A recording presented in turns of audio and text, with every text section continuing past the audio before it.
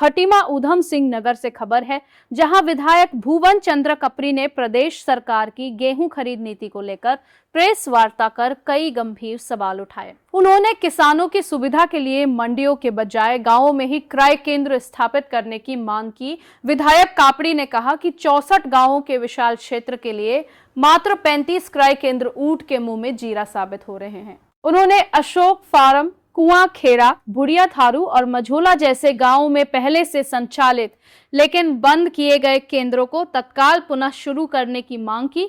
उन्होंने धान की 65 लाख कुंटल खरीद के मुकाबले गेहूं का लक्ष्य केवल 5 लाख कुंटल निर्धारित किए जाने पर भी सवाल उठाया।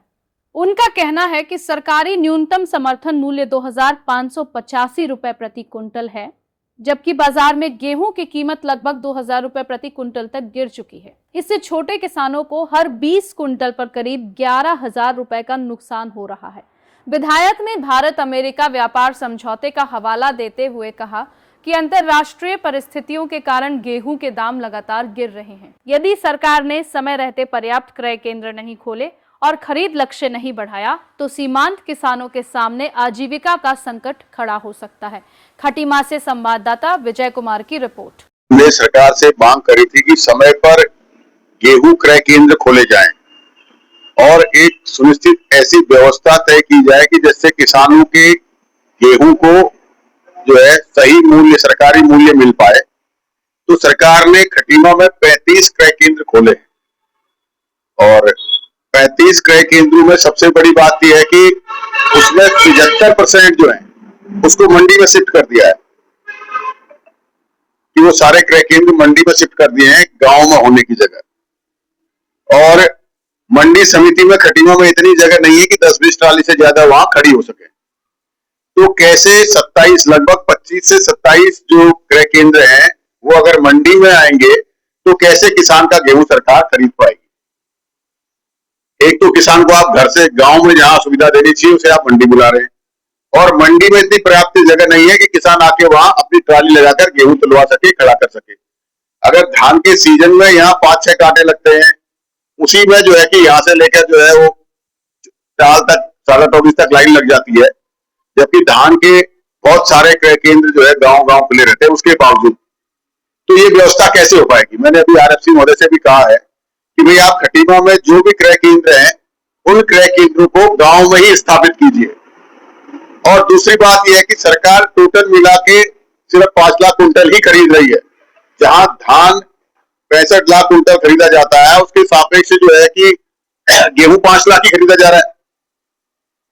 तो कैसे किसानों को सही मूल्य, सरकारी मूल्य मिल पाएगा, क्योंकि जब से अमेरिका के साथ हिंदुस्तान की डील हुई है उसके बाद गेहूं का मूल्य लगातार बाजार में गिर गया है कि जब सरकार ने कहा अमेरिका से गेहूं खरीदेंगे तो उसके बाद गेहूं का मूल्य गिर गया है बाजार में। आज 2000 रुपए के आसपास अगर किसान कहीं मिल पे जाता है तो 2000 कीमत मिल रही है और सरकारी मूल्य 2585 रुपए है।